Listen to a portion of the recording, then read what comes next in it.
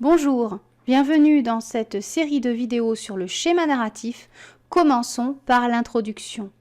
Sachez que la forme d'une histoire, quel que soit son format, que ce soit un roman, une nouvelle, un conte, un opéra, un film, à partir du moment où c'est une histoire, la forme va suivre une structure commune à tous les récits. Et on va donner le nom de schéma narratif à cette structure. Cette structure est composée de 5 parties. Situation initiale, qui décrit le contexte, éléments perturbateurs qui déclenchent l'histoire, péripéties, elles font rebondir l'intrigue, éléments de résolution qui offrent la solution à l'intrigue, et enfin la situation finale qui conclut l'histoire.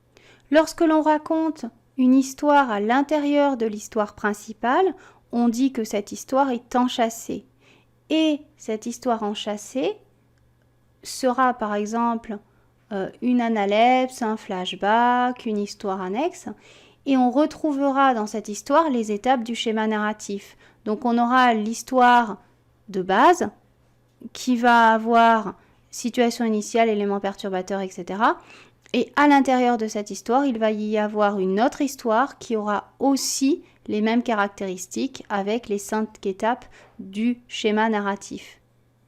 Dans les contes des 1001 nuits, par exemple, on a ces histoires enchâssées à l'intérieur d'un récit principal. Donc, il faut analyser la structure des histoires enchâssées et la structure de l'histoire principale, avec les 5 étapes du récit à chaque fois.